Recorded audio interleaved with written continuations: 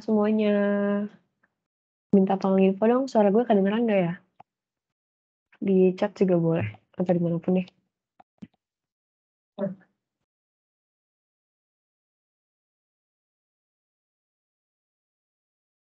Bisa dengar. Oke, thank you. Halo semuanya, salam kenal. Nama gue Olive, gue dari akuntansi 2021. Nah, hari ini di SPM Mentoring gue bakal bahas soal-soal PA nih guys, buat persiapan kalian kuis par hari Jumat besok, dan UTS yang gue nggak tahu sih jadwalnya kapan. Nah, terus hari ini tuh gue bakal bahas soal UTS gue tahun lalu, dan gue nggak ada kunci jawaban yang kayak emang dari dosennya gitu kan. Jadi kalau misalkan kalian nanti ngerasa ada yang kurang benar atau kalian ngerasa harusnya kayak gimana, itu boleh langsung potong aja ya. Soalnya gue takutnya sesat juga kan. Terus kalau misalkan kalian mau nanya atau konfirmasi sesuatu dan lain-lain, boleh langsung potong gue aja di tengah, nggak usah nunggu sampai akhir gue tanyain gitu ya. Oke, gue mau share screen dulu. Udah kelihatan belum ya ininya, share screen-nya? Gue masih lihat chat lagi. Udah, Kak. Oke, udah ya, thank you tadi. Oke, ini soal UTS gue yang beneran gue kerjain di kertas waktu itu. Uh, Again, nggak ada kunci jawaban pastinya, tapi semoga udah bener ya, semoga gue nggak blunder. Terus nanti ininya bahan-bahannya gue ada ini juga sampringnya juga yang bakal gue kasih nanti ke anak SPA. Itu bisa kalian cek di link yang udah dikirim sama anak SPA di chat ya. Oke, karena udah jam 19.42, gue langsung mulai aja. Jadi soal pertama itu ditanyain tentang income statement dari service company. Oke, mungkin gue masuk ke materi dulu kali ya sedikit. Di soal ini tuh dia minta untuk bikin closing entries dan juga income statement. Nah, mungkin dari yang paling basicnya dulu nih, dari chapter 1 yaitu Introduction to Accounting and Business.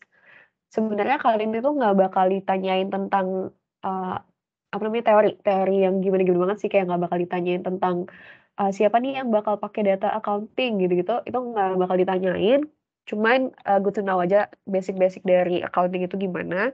Dan terutama yang gue highlight di sini adalah di accounting equation. Ini wajib banget diketahuin anak akuntansi maupun orang yang belajar akuntansi.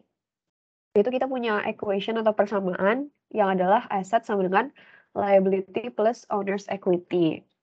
Nah, dari owner's equity ini kita bakal breakdown lagi.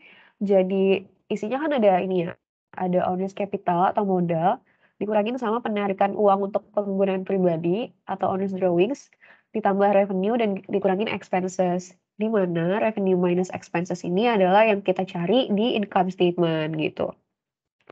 Nah, terus biasanya dari bikin income statement ini, kalian disuruh bikin owner's equity statement nih. Owner's equity statement itu adalah yang 4 ini. Jadi owner's beginning balance of owner's capital, kalian tambahin net income, terus dikurangin owner's drawing. Nah, ending balance dari owner's capital itu adalah yang bisa kalian taruh di statement of financial position. Ini yang kadang-kadang menjebak karena bisa aja soalnya tuh minta dari income statement langsung ke SOVP gitu, atau dia tuh nggak minta bikin owner's equity statement ini. Jadi walaupun kalian nggak bikin statement yang rapi satu persatu gitu, kalian tetap harus hitung asal aja sih coret-coretan gitu untuk tahu ending balance dari owner's capital itu kayak gimana. Karena kalau enggak, nanti balance sheets ini justru kalian nggak balance gitu. Oke, dari chapter 1 itu aja yang perlu di-highlight adalah owner's equity ini bisa dijabarin lagi ya. Dan kalian harus pakai ending balance untuk di balance sheet nanti. Nah, terus the recording process ini yang perlu di-highlight adalah di accounting itu kita pakai yang namanya double entry system. Yaitu each transaction must affect two or more accounts to keep it balance.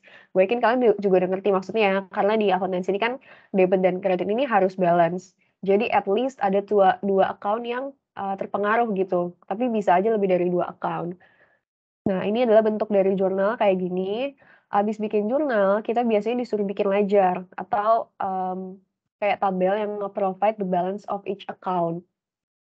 Nah, ini buat bikin semua ini tuh kalian penting untuk mengetahui normal account. Semoga udah pada ngerti ya, karena ini bener-bener basic banget kalau kalian nggak tahu, kemana-mananya nanti bakal berantakan gitu, bakal salah-salah. Jadi kalau misalkan kalian lihat di accounting equation ini, kan aset muncul pertama ya. Aset nih kita nomorin 1 deh. Liability, kita nomorin 2 dan owner's equity ini kita nomorin 3. Tapi di owner's equity kan ada breakdown lagi yaitu revenue dan expenses. Nah, revenue kan kita hitung duluan ya kalau di net income. Kita revenue dulu baru dikurangin expense. Jadi kita bisa taruh revenue itu nomor 4 dan expenses ini nomor 5. Nah, dari sini kalian bisa melihat suatu pattern, yaitu nomor 1 asetnya dan nomor 5 expenses-nya itu normal account-nya di debit. Artinya kalau mereka bertambah, mereka, harus lo catat di debit gitu. Sementara dari liabilities, owner's equity, dan revenue ini masuknya di kredit. Jadi kalian ingat-ingat aja nih ujung-ujungnya tuh aset dan expense itu dia normal account-nya di debit, sisanya di kredit. Ini sebenarnya kalau misalkan gue pas SMP dulu belajar emang kita harus nulis nomor account gitu sih, kayak aset nomornya 1, biasanya cash itu 101 gitu. Tapi di kuliah ini sebenarnya nggak kepake nomornya, cuman kalau misalkan kalian masih kebalik-kebalik nih normal account itu kayak gimana, boleh diurutin aja sih mulai dari aset nomor 1, liabilities nomor 2, dan so on, untuk ngeinget-inget lagi normal account dari tiap account itu di debit atau di kredit gitu. Oke, terus, kita kan tadi disuruh bikin income statement ya, kalian tahu pasti kalau income statement tuh isinya revenue dikurangin expenses. Palingan ininya aja nih, apa namanya, template-nya nih. Ini kan tadi kita di service company dulu ya. Nah, service company itu biasanya cuma revenue dikurangin sama operating expenses aja. Operating expenses, terus ada juga, interest expense gitu misalnya. Tapi kalau misalkan di merchandising operation, yang kita bakal bikin juga nanti, itu dia ada beberapa, yang berbeda nih. Yang pertama kita mulainya dari sales dulu dan kita harus ngitung yang namanya net sales. Kalau tadi service revenue itu cuman revenue aja ya, di sales ini biasanya kita akan ketemu sama yang namanya sales discount dan juga sales returns and allowances. Itu harus kita kurangin dari sales, terus ada juga yang namanya COGS. Jadi pertama kita mulai dulu dari sales, kurangin COGS, baru dapat yang namanya gross margin atau gross profit biasanya. Terus operating expenses sama aja kayak, service company, baru kita dapetin yang namanya income from operations nih, karena habis dikurangin operating expense kan. Nah, baru di sini kalian bisa tulis yang namanya ada revenue and expenses. Jadi kayak interest revenue ini kita nggak taruh di sales, karena itu berbeda ya. Jadi interest revenue kita simpen buat di akhir, baru kita kurangin interest expense, atau kalau misalkan ada income tax expense, dan lain-lain gitu. Oke, buat income statement kayaknya itu aja, sama tadi kita disuruh bikin ini kan ya, closing entries. Kenapa kita perlu closing entries? Karena, kalau misalkan revenue and expense ini kita harus tutup di suatu periode tersebut gitu. Kalau misalkan kita nggak tutup, artinya revenue buat tahun 2020, pada saat kita ngitung revenue 2021 nih, yang 2020 kita hitung juga itu bakal kasih informasi yang kayak, nggak akurat gitulah. Karena istilahnya kan kalau revenue biasanya kita hitungnya per tahun ya. Jadi untuk yang tahun sebelumnya itu kita harus tutup. Begitupun juga dengan expense dan owner's drawings-nya. Gimana cara tutupnya? Ini kalian penting untuk tahu normal account tadi ya. Kalau revenue itu kan normal account-nya di kredit. Berarti kalau mau kita tutup, mau kita nolin balance-nya, kita harus debit revenue balance-nya dan kita menggunakan apa namanya, account sementara gitu yang namanya income summary. Jadi tadinya yang ya revenue itu di kredit, kita pindahin nih ke income summary. Begitupun juga dengan expense yang tadinya ada di debit, kita kurangin dengan cara mengkredit expense balance-nya, dan di debit ini kita isi, pakai account yang namanya income summary. Terus kalau kita udah dapet nih net income yang beneran income ya, bukan loss, itu kan dia sifatnya akan menambah owner's capital ya. Kalau misalkan owner's capital bertambah, artinya, kita taruh di kredit dong. Jadi untuk debit ini kita tulis juga income summary, dan kalau misalkan dia loss, itu akan sebaliknya. Kalau owner's drawings itu dia, normal account-nya di debit, karena bersifat mengurangi owner's equity. Kalau dia normal account di debit, kita mau tutup, berarti otomatis kita harus tulis di kredit ya. Dan karena tadi mengurangi owner's capital, berarti kita tulis, owner's capital-nya di debit. Oke, buat materinya segitu dulu. sebelum makin bingung, gue langsung mulai untuk kerjain soalnya aja ya.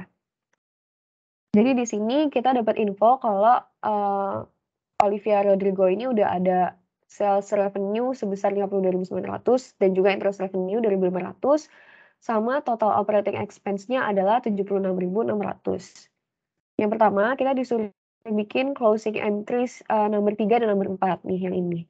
Kan tadi yang untuk yang revenue sama expense kan udah semua ya, berarti ini udah done gitu. Nah, yang sisa apa? Ini yang nomor 3 ini adalah, net income atau net loss, dan juga yang keempat adalah owner's drawings. Oke, kita mulai dari situ dulu ya. Untuk cari, sebenarnya yang kita dapat itu net income atau net loss sih, itu gampang banget, kalian tinggal kurangin, sales revenue ini dan juga interest revenue, dikurangin sama operating expense-nya, yaitu 76.600.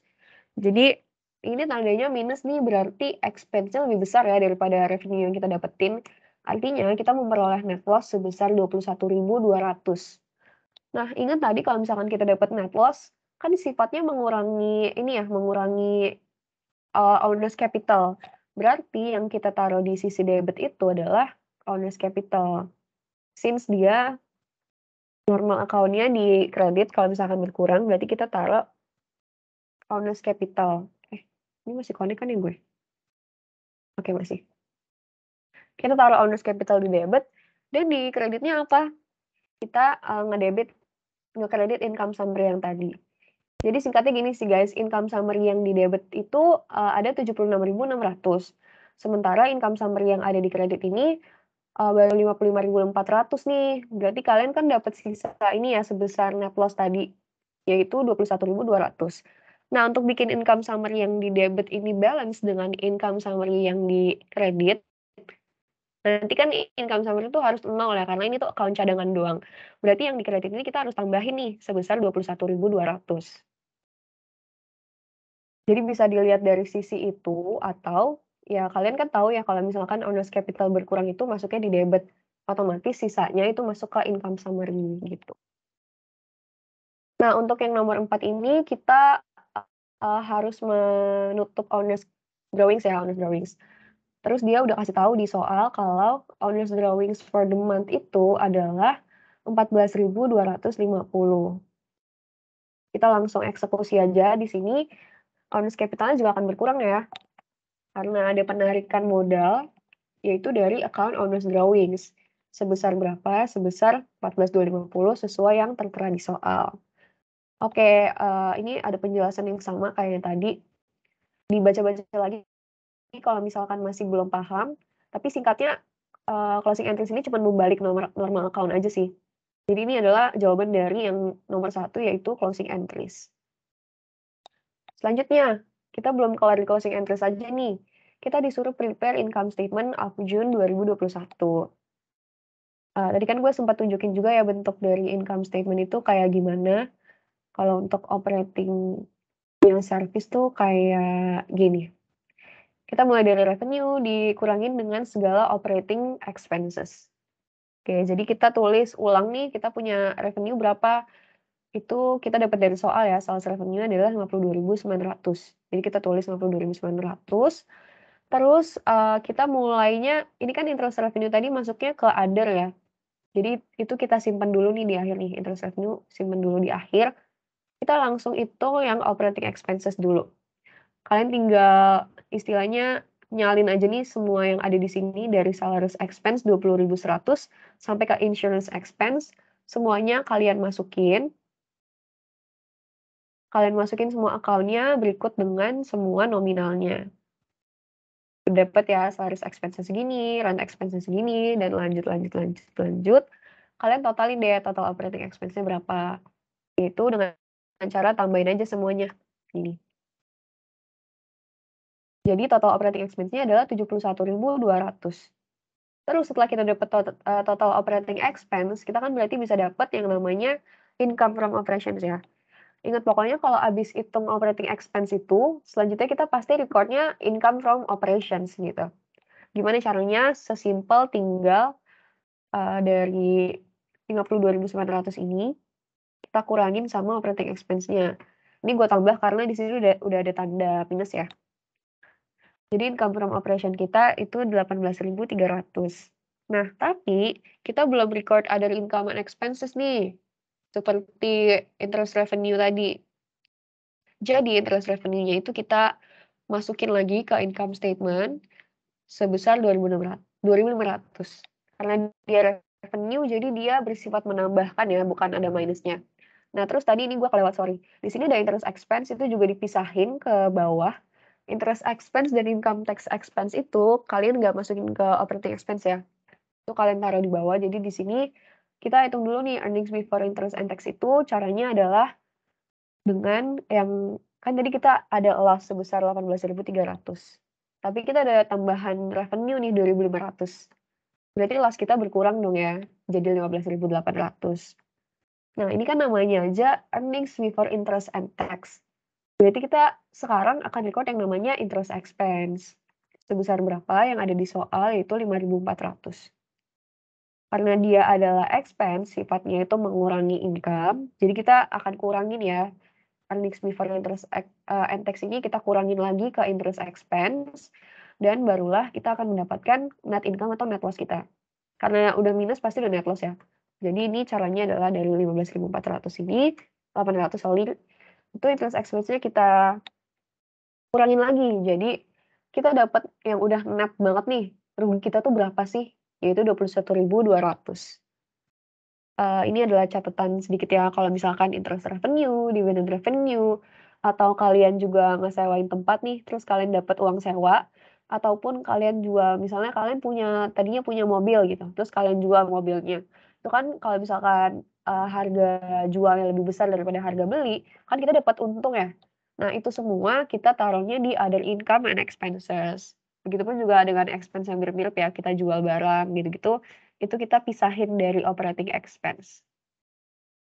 Oke, kita udah dapat, kita udah bikin closing entries-nya dan juga kita udah bikin income statement-nya. Sampai sini kira-kira ada yang mau nanya nggak ya?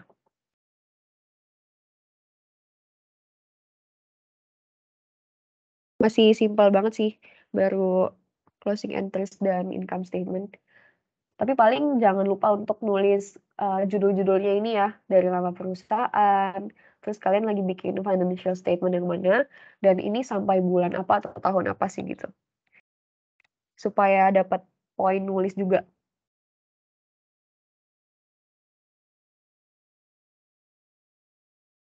Belum ada yang nanya ya kayaknya? Oke, kalau gitu gue lanjut lagi ke problem 2. Kita disuruh bikin sama, kita disuruh bikin income statement, statement of owners equity yang tadi gue udah bilang, sama disuruh bikin balance sheet. Cuman mungkin yang agak unik aja, kita disuruh juga nih cari find the missing amount of owners drawing.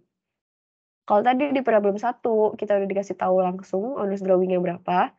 Di sini dengan data-data yang ada tuh kita disuruh ngitung, bukan nebak ya, kita disuruh ngitung owner drawings-nya itu sebenarnya berapa sih gitu.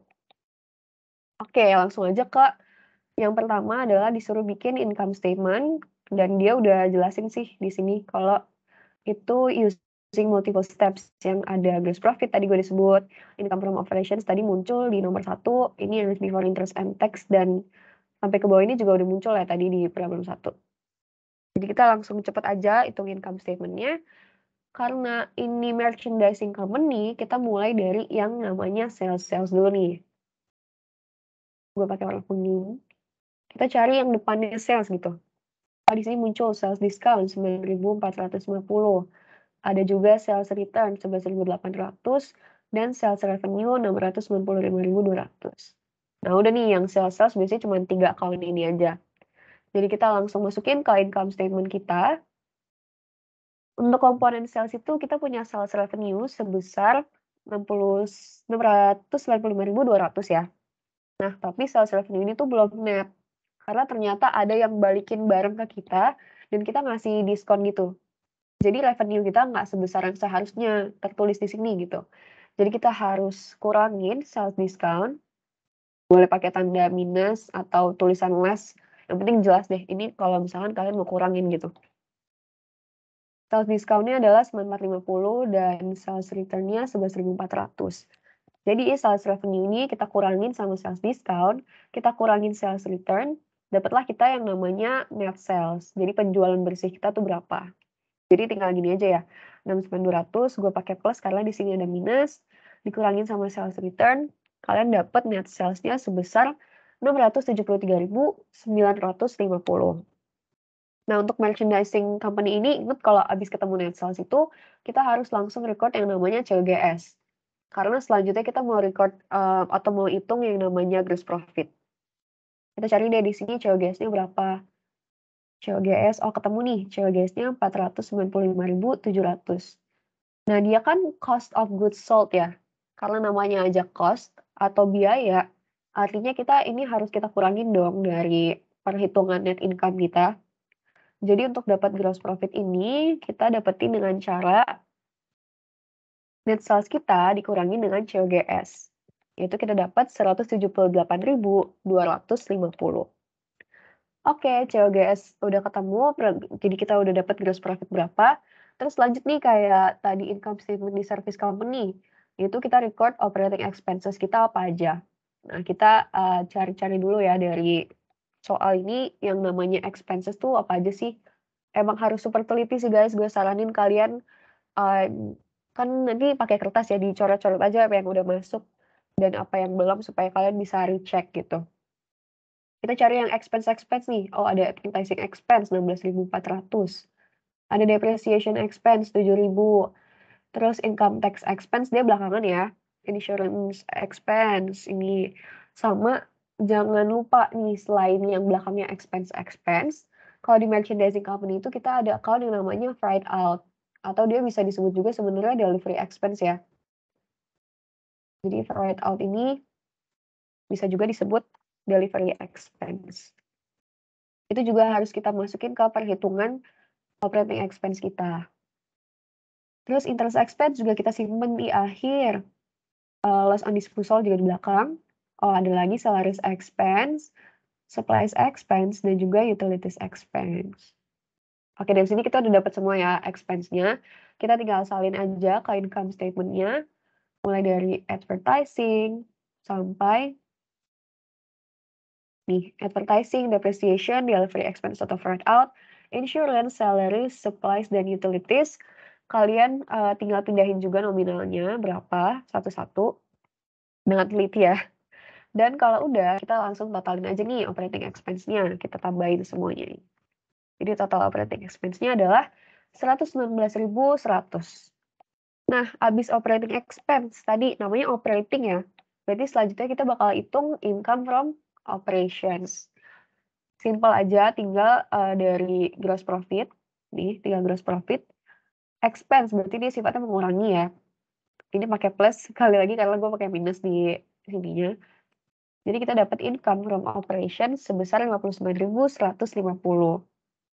Terus kalau misalkan kalian lupa, habis income from operations itu apa ya? Kebetulan di soal ini dibilang sih kayak earnings before interest and tax gitu. Tapi kalau misalkan kayak gini berarti kan interest dan juga income tax expense tadi kita belum hitung ya. Nah, terus kita record apa dong? Inilah yang tadi gue sebut namanya other income and expenses. Belum tentu di soalnya bakal disebutin gini sih guys, jadi kalian pahami strukturnya ya, mulai dari sales, COGS, gross profit, operating expense, income from operations, terus other income and expenses dulu nih, kita record yang lain-lain, yang mirip-mirip, tapi sebenarnya berbeda. Ini gue bedain warnanya, kita cari ya satu-satu ada apa. Income tax expense belakangan, interest expense belakangan. Oh ternyata ada ini nih, loss on disposal of equipment. Ini tadi memenuhi kriteria other expenses ya. Terus ada lagi nggak? Oke ternyata itu aja. Berarti kita langsung salin ke income statement-nya loss on disposal of equipment. Artinya itu bersifat mengurangi ya karena loss sebesar 1.520. Jadilah kita bisa dapat earnings before interest and tax-nya adalah sebesar 59.150 dikurangin dengan 1.520. Nah, dari sini udah gampang deh. Earnings before interest and tax. Berarti kita bakal record interest expense dulu. Udah ada tadi di sini interest expense-nya itu Bentar. Interest expense-nya adalah 1.950 ya. Tinggal salin aja, dikurangin. Jadi sekarang kita punya yang namanya earnings before tax. Tinggal dikurangin aja. Jadi di sini udah gampang deh, before tax. Berarti sekarang kita tinggal record income tax expense. Dari mana angkanya udah disediain juga di soal sebanyak 25.900. Kita kurangin juga. Akhirnya kita bisa dapat net income sebesar 29.780. Kalau misalkan bingung gue ulang ya. Jadi tadinya kita punya earnings before tax sebesar segini nih. Tapi kita masih harus bayar pajak ke negara gitu. Jadi earnings kita bersihnya nggak sebesar 55.000 itu dong. Kita harus kurangin dengan 25.900. Jadi secara bersihnya kita memperoleh pendapatan sebanyak 29.780. Oke, mungkin gue langsung lanjut dulu nih ke yang kedua yaitu statement of owner's equity. Apa aja komponennya? Yaitu tadi expanded version of owner's equity itu adalah owner's capital dikurangin owner's drawings ditambah sama net income. Jadi kita mulai dulu nih beginning balance dari owner's capital kita tuh berapa sih? Owner's capital beginning balance kita itu bisa kita dapetin dari trial balance juga ya. Warnanya merah nih. Kita dapat info kalau owner's capital kita adalah 88.000 awalnya. Jadi kita tulis aja nih 88.000 di sini. Tapi during di operating cycle ini kita tuh udah dapat net income kan tadi. Jadi itu harus kita tambahin ke owner's capital kita. Jadi kita bakal tambahin yang namanya net income sebesar sebesar 29.780 ya. Kita dapetin dari income statement tadi. Nah, terus tapi kita harus kurangin juga nih karena emang bertambah tadinya income kita, owner's capital kita karena kita dapat income. Tapi jangan lupa kalau ada penarikan uang perusahaan juga nih oleh owner-nya gitu. Jadi kita harus record juga owner's drawing-nya berkurang. Tapi kan kita belum tahu ya berapa sih nih amount-nya. Berarti ya kita tinggalin dulu deh. Ini kita tinggalin dulu. Yang penting kalian udah tahu kalau kita mulai dari owner's capital beginning balance, ditambahin net income, sama dikurangin owner's drawings. Gimana caranya kita cari owner's drawing? Kita bakal mulai ke instruksi yang selanjutnya, yaitu bikin classified statement of financial position. Nah, yang pertama, dari sisi aset, kita harus bagi jadi current assets dan juga non-current nih. Itu semuanya kita dapetin dari ini juga, dari apa ini namanya? Adjusted trial balance. Jadi kan kita mulai dari aset dulu ya, bergampang di sisi kiri. Kita mulai dari current asset. Apa sih yang sifatnya liquidity-nya itu tinggi gitu. Kita cari satu-satu. Tapi biasanya dimulai dengan cash ya. Jadi gue mulai langsung dengan cash dulu. Di sini ada cash, gue pakai warna apa ya? Kuning deh. Dia ada cash sebesar 9450. Jadi record aja di sini disalin 9450. Terus biasanya habis cash tuh AR kan. Nah, AR emang juga ada di sini 44.700. Atau sebenarnya kalau kalian bingung nggak apa-apa juga sih kalau kalian cari dulu di sini baru kalian urutin gitu. Kita cari lagi deh dari sini ada apa lagi yang karena nih, oh ternyata ada inventory 22.500. Jadi di sini kita tulis inventory kita sebesar 22.500. Terus sama ada ini nih, prepaid insurance. Ini masuk aset ya, jangan lupa. Jadi kita masukin dia ke CA sebesar 6.500 sama ada satu lagi supplies nih di bawah 8.700. Kita tambahin aja, tinggal dijumlahin semuanya. Kita dapat kalau total current asset kita adalah 91.850. Tapi masih ada klasifikasi lain nih, yaitu non-current asset atau yang masa hidupnya tuh lebih panjang gitu ya. Kita cari deh mana yang termasuk non-current. Di sini ada accumulated depreciation. Jadi otomatis kita punya fixed asset nih. Kita cari deh fixed asset yang mana. Ternyata ada yang ini, equipment sebesar 130.000. Ingat kalau equipment dan juga accumulated depreciation ini dia selalu berbarengan gitu, nggak bisa dipisahin. Karena accumulated depreciation kan akan merecord penurunan nilai dari equipment ya, karena kita nggak bisa ngurangin equipment secara langsung. Jadi di sini kita juga harus catat mereka selalu berbarengan deh, nggak bisa dipisahin nih. Equipment-nya kita punya 130.000, tapi ternyata udah ada penurunan nilai sebesar 48.000. Berarti net fixed asset yang kita punya itu cuman sebesar 82.000. Nah, total aset kan tinggal di current asset tambah non current ya, jadi tinggal ditambahin aja. Kita dapat di sini, mana sih? Caranya adalah, yang current ditambahin non current, berarti kita dapat 173.850. Oke, itu aja buat yang, total aset. Terus berarti kita udah tahu ya kalau balance sheet itu kan antara aset dan liabilities plus equity ini harus sama. Karena sesuai dengan accounting equation tadi kan. Jadi kita langsung mulai dulu deh, kita disuruh bikin current liabilities dan juga non current, sama kayak aset tadi.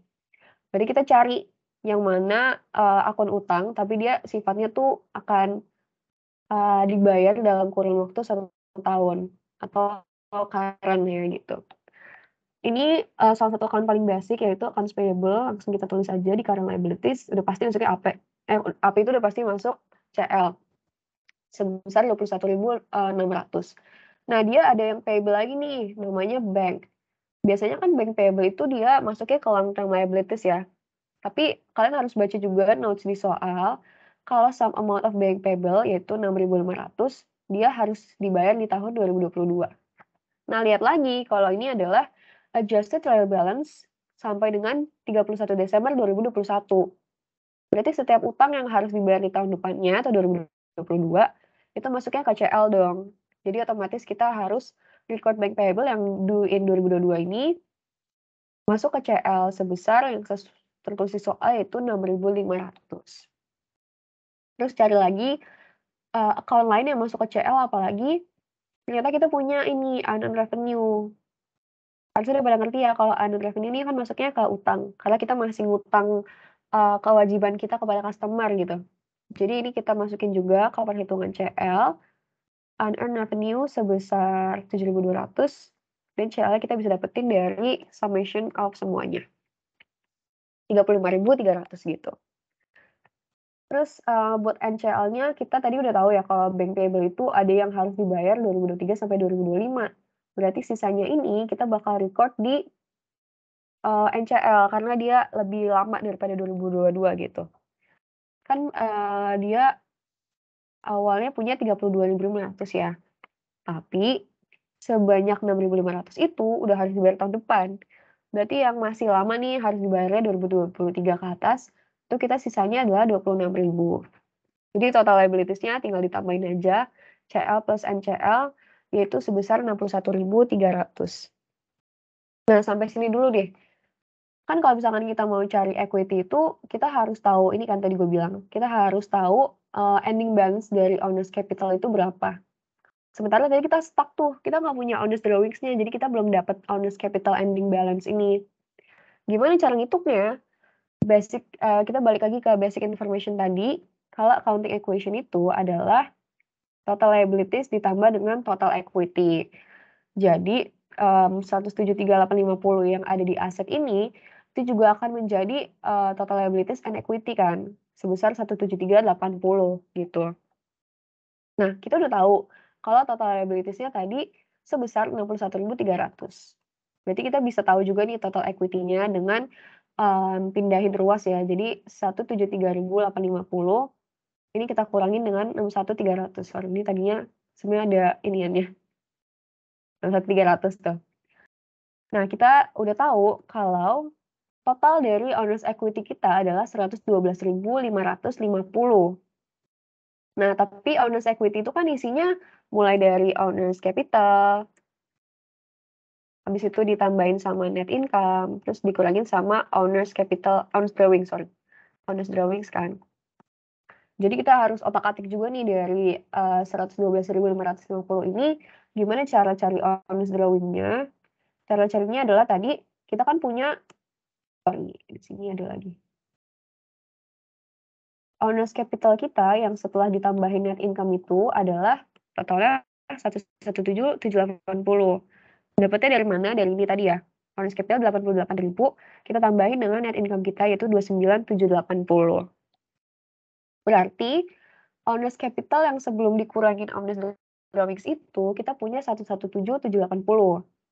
Sementara berdasarkan persamaan tadi kita tahu kalau harusnya equity kita nggak segede itu. Kita punyanya cuma 112.550. Berarti kita ada penarikan uang dong. Nah, inilah yang kita hitung di owner's drawings. Gimana caranya?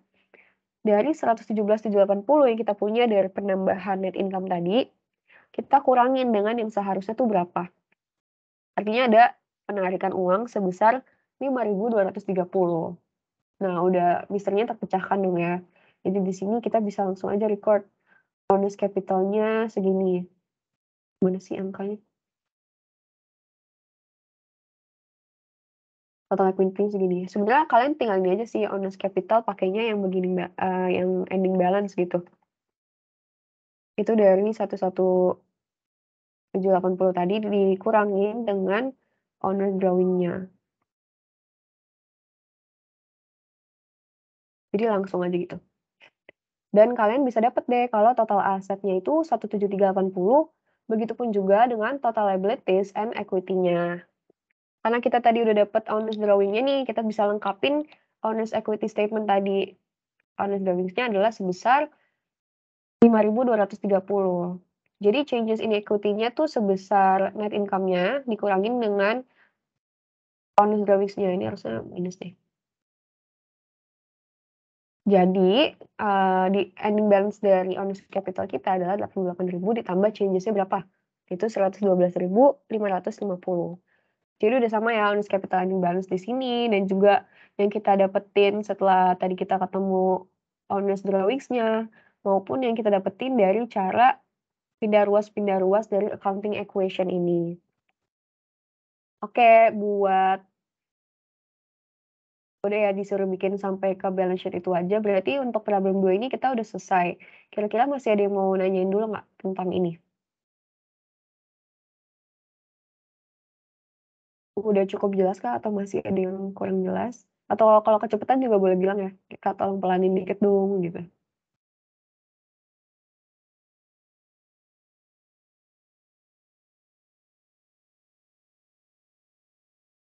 Oke, kayaknya, masih pada bisa ngikutin semua ya, semoga. Jadi kita langsung aja lanjut ke yang nomor 3, itu compute CGS using FIFO perpetual. Oke, mungkin gue jelasin dulu sedikit. Kalau, hitung COGS ini kita bisa pakai FIFO maupun average ya, moving average method, perpetual ataupun periodik gitu. Itu masuk ke materi mana ya, ini inventories. Jadi kita bisa pakai namanya first in first out, yaitu cost of earliest goods purchase, itulah yang akan kita pakai untuk first to be recognized in the remaining COGS. Sementara kalau average cost itu kita bakal, ngitung harga rata-ratanya gitu lah. Ini tadi soalnya apa sih gue lupa. Oh using perpetual ya, oke. Nah kalau using periodik itu cara ngitungnya gini sih guys, mulai dari COGS-nya nanti kita dapat COGS dikurangin, any inventory kita dapat COGS. Tapi kalau secara perpetual, kalau periodik itu kan kita cuma ngitungnya di akhir periode ya. Kalau perpetual itu kita bakal record setiap ada pembelian unit baru gitu. Jadi di sini kalau misalkan ada unit baru yang di-purchase itu bakal dibedain inventory-nya. Notice kalau 40 unit yang harganya 19.000 ini akan dipisahin sama 70 unit yang harganya 20.000. Ini akan berlaku di, first in first out secara perpetual ya. Sementara kalau average method ini kalian bisa lihat kalau, unit cost-nya berubah-berubah nih. Itu didapetin dari previous total cost ditambah cost of purchase dibagi total unit. Jadi beda sama FIFO ya, gitu. Oke, kita langsung aja masuk. Ini data-datanya udah gue kopas, yaitu dia punya begini inventory, terus dia ada beli barang, dia jual, beli lagi, jual lagi, gitu. Kita langsung, pindahin ke tabel. Ini sebenarnya tabelnya kurang bagus sih, harusnya kalian bagi jadi 3 gitu, nanti gue tunjukin di akhir mungkin ya. Jadi purchases ini kalian bedain dari, kalian tambahin nih, ada kolom unit, ada kolom unit per cost per unit, sama kolom total cost. Tapi kebetulan ini belum gue benerin, jadi ya nggak apa-apa ya, sorry ya, kita lanjut aja. Oke, di tanggal 1 Januari kita pindahin dulu nih, kita punya itu jadi inventory. Kita punya inventory awal sebanyak 63 unit yang harganya 1745. Dapat dari soal ya. Nah, terus di tanggal 5 Januari itu kita ada beli barang nih 180 unit yang harganya 1820. Kita masukin ke kolom purchases ini sesuai dengan data. Nah, ingat kalau FIFO itu dia akan membedakan setiap inventory yang ada. Karena kalau ada penjualan dia bakal jual inventory yang pertama masuk dulu kan. Jadi di sini kita pisahin 63 unit yang harganya 1745 dengan unit yang baru dibeli gitu. Jadi ada 2 kolom gini. Nah, terus pada tanggal 12 ini dia ternyata menjual barang sebanyak 154. Kita tulis dulu tanggalnya yaitu tanggal 12 Januari. Dan dia itu mau jualnya kan 154 ya. Sementara beginning inventory kita tuh cuman sebesar 63 doang. Berarti kita habisin dulu deh yang 63. Nih, 63 unit yang harganya 1745 ini kita habisin dulu, baru sisanya kita pakai inventory yang baru. Kan kita mau jual 154 ya, tapi, yang 63 unit itu kita udah pakai inventory lama. Berarti sisanya berapa? Sisanya 154 dikurangin 63. Nah, berarti 91 unit sisanya ini kita bakal pakai harga yang baru nih, inventory baru, yaitu 1820. Jadi karena 63 unit ini udah habis tadi, kita cuma tinggal, report yang ini nih. Tadinya 180, tapi kita kurangin 91, ini sama aja ya kalau dikurangin 91 unit, itu punya 89 yang harganya 1.820. Terus kita lanjut lagi ke tanggal 23, dia ternyata beli barang lagi 128 unit yang harganya 1830. Kalau beli barang artinya selalu ada penambahan kolom ya, karena kita harus record 2 inventory yang berbeda gitu. Ada 89 barang yang lama dan 126 baru. Selanjutnya pada tanggal 28 dia bikin lagi nih sales, bukan bikin lagi sales, dia menjual lagi barang sebesar 64. Nah, ini kan kita inventory yang lama tuh masih 89 ya, berarti kita semua-muanya pakai yang lama aja nih, 64 barang dari sini, quantity yang dijual ini kita pakai inventory yang lama. Berarti oh ya ini dari tadi yang kita kali-kaliin ini itu ngitung COGS ya. Dan sisanya berapa, karena 89 ini sorry, 89 unit ini, baru kejual 64 yang artinya masih ada sisa, berarti kita masih record tuh 1.820 harganya, unitnya 25, dan yang bawah itu dia nggak terpengaruh ya karena belum kejual. Berarti ini adalah inventory kita nih, jadi kita masih punya sebanyak 151 unit yang harganya 25 tuh 1.820, yang 126 harganya 1830. Nah, untuk COGS ini kita hitungnya cuman tinggal nge-sum aja nih semuanya. Karena kan kita udah ngitung COGS setiap kali ada penjualan ya. Ini kan kita pakai cost kan, bukan pakai selling price. Oh ya, jadi notice juga kalau misalkan kita disuruh cuman ngitung COGS aja, selling price ini jangan dilihat ya, jangan kegocek. Kalau misalkan kita udah masuk ke tabel ini, kita akan pakai harga dari tabel yang ini aja nih, yang cost ini. Jangan pakai selling price. Karena itu nanti akan kita pakai pada saat ngitung sales ini, pada saat ngitung gross profit. Jadi COGS-nya ini kita tinggal tambahin semuanya dan, kan kita sebenarnya bukan disuruh cari COGS ya, kita disuruh cari gross profit, yang mana gross profit adalah sales dikurangi COGS. Berarti ada variabel lain yang harus kita cari yaitu sales. Gampang aja gimana caranya, tinggal ngikutin angka yang udah ada di soal nih. Dia jual 154 barang yang harganya, harga jualnya itu 2.560. Jadi untuk penjualan ini kita dapat, sales sebesar segini, begitupun juga yang bawah. Jadi total sales-nya kita tinggal tambahin aja ya, tinggal tambahin yang ini, karena dia nggak ada sales return, jadi nggak ada pengurangan apapun. Kita dapat total sales-nya 570.880. Tinggal kita kurangin sama COGS yang udah kita dapetin tadi lewat tabel ini. Disitulah kita mendapatkan gross profit kita. Tinggal total sales dikurangin COGS. Berarti yang A udah kejawab ya, gross profit kita yaitu 178.845. Tapi dia juga minta gross profit rate nih. Maksudnya tuh kayak gross profit kita itu berapa persen sih dari sales yang kita buat. Jadi rumusnya adalah tinggal gross profit dibagi net sales dikali 100. Gross profit tadi kita udah dapat 178.845. Kita bagi sama total sales yaitu 570.880 dikali 100. Nah gini aja ya, tinggal dibagi. Dapat deh. Gross profit rate-nya adalah 31,33%.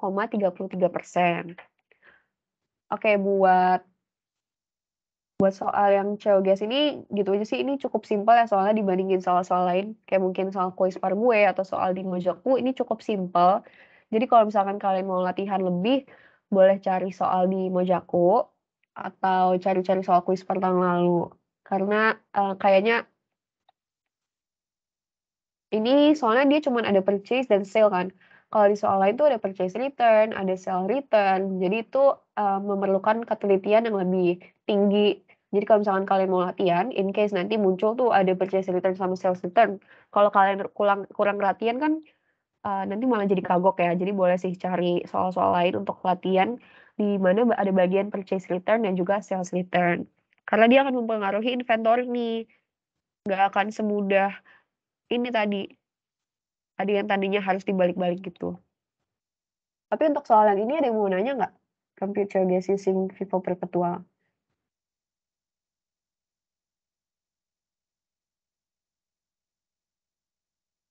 Masih aman ya? Kalau misalkan ada yang mau nanya langsung potong gue aja ya, nggak usah tunggu di akhir gitu, nggak apa-apa, santai aja. Oke, berarti untuk yang COGS using Vivo Perpetual udah, kita langsung lanjut lagi ke sini. Tuh gue gitu masih di akhir. Kemarin tuh gue ada soal bonus guys, emang agak-agak kocak ya. Jadi kayak kalau misalkan kita masih punya apa namanya, masih punya waktu boleh nih dapat bonus 5% gitu. Oh iya, di sinilah yang ada sales return. Nanti mungkin kalian bisa coba kerjain ya. Tapi gue belum ngerjain sih kayaknya. Nanti gue upload deh yang udah versi gue kerjain buat kalian cocokin jawabannya. Tapi kita langsung masuk aja ke problem selanjutnya yang bukan bonus, yang emang beneran ada, yaitu adjusting and correcting journal entries. Nah, buat adjusting and correcting journal entries ini sebenarnya terutama buat yang adjusting entries ya, itu mungkin akan terlihat membingungkan gitu sih kalau kalian belum dapat konsep awalnya. Tapi kalau misalkan kalian udah ngerti, itu kalian bisa notice kalau sebenarnya soal adjusting entries itu bener-bener template banget. Semua caranya sama, akun-akun yang terpengaruh tuh juga cenderung sama. Jadi dipahami aja lebih lanjut. Ini gue juga ada bahas di sini. Bukan bahas ya, gue ada summary-nya. Adjusting the accounts. Singkatnya kenapa kita perlu adjust the account, karena di akuntansi ini kita pakai yang namanya Acrobasis, di mana kita bakal record atau recognize revenue ketika kita udah dapetin, kita udah perform service kita, bukan di saat kita menerima cash. Dan juga kita bakal nge-recognize expense di saat di situ udah harus diakui expense-nya, bukan pada saat kita bayar. Tipenya itu ada dua. Yang pertama ada deferrals. Ini adalah expenses atau revenues yang bakal kita akuin at a date later than the point when cash was originally exchanged. Berarti yang terjadi duluan yang cash originally exchange ini dulu ya, antara kita kasih uang dulu atau kita dapat uang dulu. Tapi itu nanti kita perform services-nya atau beban expense itu munculnya masih nanti. Sementara lawannya itu ada yang namanya accruals. Kalau tadi deferrals itu cash originally exchange dulu, kalau di accruals ini kita semuanya belum ada cash-nya. Belum dapat cash, belum bayar cash, tapi kita udah nge-perform services dan expense-nya emang udah incurred gitu. Contohnya apa sih? Kalau yang contoh deferrals ini adalah prepaid expenses. Karena kalau misalkan kita misalnya bayar beli Spotify deh, beli Spotify buat 1 tahun misalnya. Itu kan kita bayar duluan ya, kita belum dapat hak kita untuk benar-benar setahun itu kan. Misalnya kita bayarnya tanggal 1 Januari, berarti kita belum mendapatkan Spotify bahkan untuk bulan Januari kan, karena Januari masih tanggal 1 sampai 31. Berarti kita belum menikmati secara full Spotify kita. Jadi kita masih punya hak, makanya prepaid expense ini kita record-nya di aset. Kita record-nya di assets karena masih punya hak. Jadi kalau misalkan udah tanggal 1 Februari tuh, baru kelewat kan, Spotify yang bulan Januari kita udah beneran dapat haknya. Itu barulah kita bakal record Spotify expense di debit dan juga, prepaid expense untuk Spotify-nya berkurang, masuk ke kredit. Nah, kalau misalkan kalian balik pihaknya, jadi kalian yang jualan Spotify. Kita dapat uang dulu ya, kita dapat uang dulu dari customer untuk Spotify 1 tahun, tapi kita belum kasih hak mereka, makanya kita masih ngutang. Jadi kita record unearned revenues ini di liabilities. Kalau accruals ini contohnya interest expense, interest revenue ya. Kalau misalkan interest, bayar bunga pinjaman gitu kan biasanya dibayarnya tahunan atau semi tahunan gitu. Tapi per bulannya kalian udah bisa record yang namanya interest revenue atau interest expense.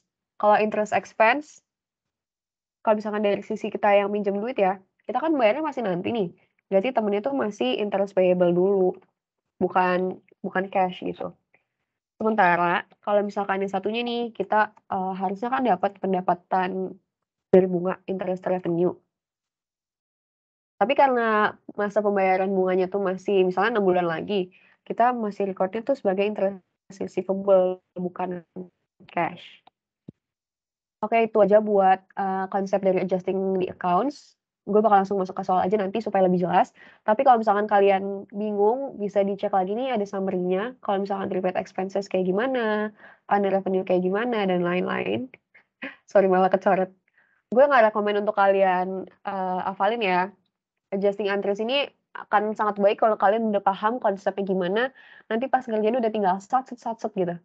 Kalau kan pusing ya kalau kalian harus ngafalin kalau prepaid expenses tuh berarti expense di debit, aset di kredit, itu kalian bakal rawan kebalik-balik account-nya. Jadi, mungkin coba dipahamin lagi, dibaca lagi bukunya, atau nonton video asisnya gitu-gitu. Oke, kita langsung masuk ke soal. Kita ada dikasih, unadjusted trial balance. Jadi, kalau misalkan dia tulisnya unadjusted, udah pasti kita harus bikin adjustments ya. Dia udah kasih akun-akun yang dipunya sama perusahaan itu apa, dan selama apa nih, tahunan atau apa ya? Pokoknya selama periode itu ada beberapa data yang harus kita adjust nih. Ada adjustment dan error, nggak cuma adjusting entries berarti. Kita mulai dari yang pertama, depreciation expense of the equipment itu adalah 1.800 per tahun. Nah, terus bentar ini bikinnya gue nyontek aja dulu ya, gue takut salah bulan.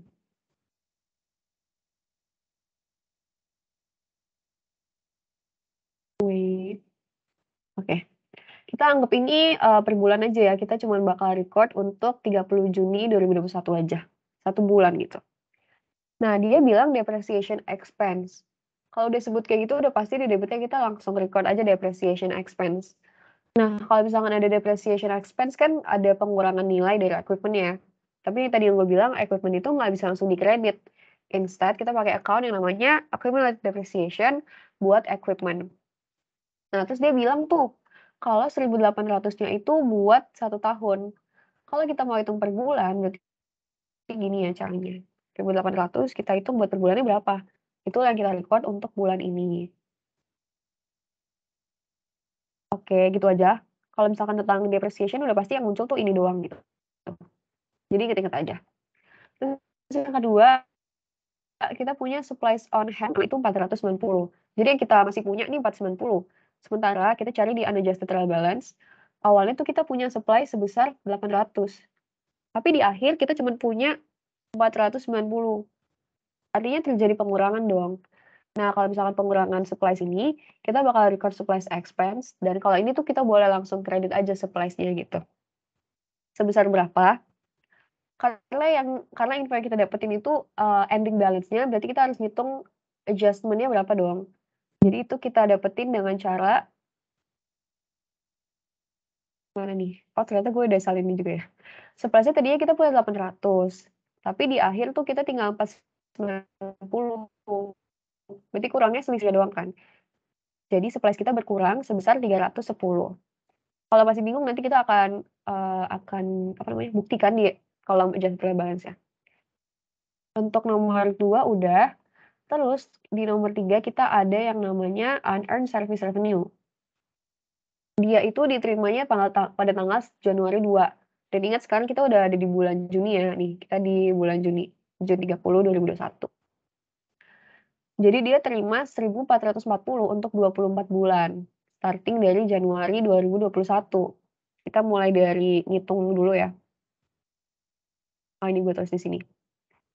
Jadi kita punya unearned service revenue sebesar 1.440, tapi itu buat 24 bulan. Jadi kita harus record dulu dong ya, buat per bulannya tuh biayanya berapa sih? Kita tinggal 1.440 dibagi 24, artinya utang kita adalah 60 perak per bulan. Tapi kan kita udah ada di bulan Juni ya. Dari Januari sampai ke Juni itu kan udah ada lewat 6 bulan. Januari, Februari, Maret, April, Mei, Juni. Jadi kita bakal record yang per bulan ini kita kaliin 6 karena udah lewat. Nah, kita recordnya pakai account apa? Kalau misalkan udah kita lakuin gitu servicesnya, berarti utang kita berkurang dong. Kalau misalkan utang kita berkurang, artinya unearned service revenue ini kita akan masukin ke debit. Karena kalau nambah di kredit, kalau utang berkurang di debit. Nah, kalau misalkan unearned service revenue-nya ini udah berkurang, barulah di sini kita bisa record yang namanya service revenue beneran. Jadi kita udah nggak ngutang lagi nih, kita emang udah beneran ngerjain gitu. Sebanyak 360. Terus kita langsung lanjut aja ya ke tanggal 4. Ke nomor 4, dia ada office rent was paid in advance 3.240 untuk 2 tahun. Ini konsepnya sama banget kayak yang atas, kita bayar 3.240, tapi itu buat 2 tahun yang adalah 24 bulan ya. Jadi per bulannya itu kita harus bayar sebanyak 3.240 bagi 24, yaitu 135 per bulan.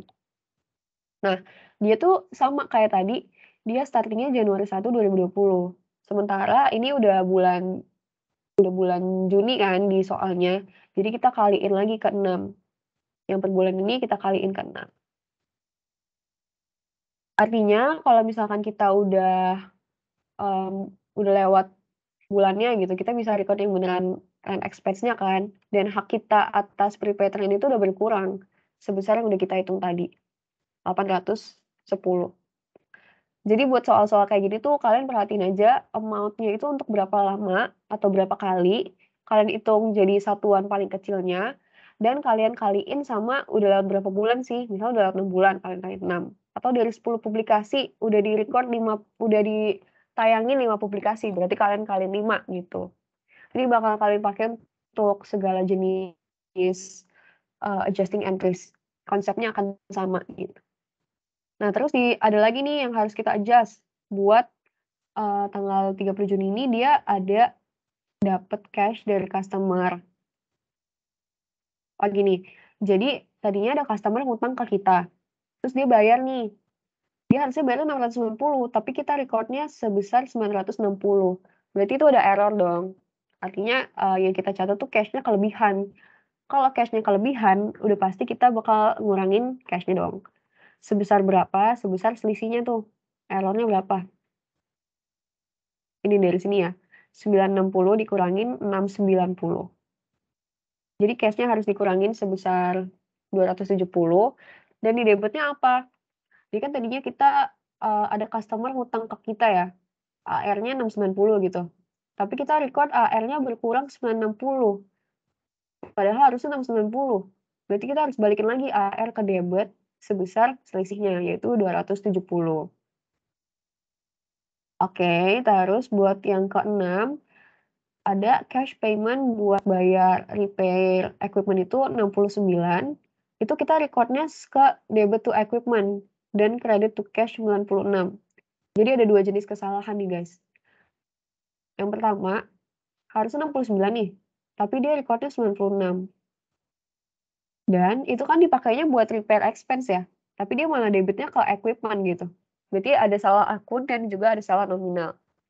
Kita langsung lihat aja harusnya gimana. Jadi, Kita lihat dulu kali ya, harusnya tuh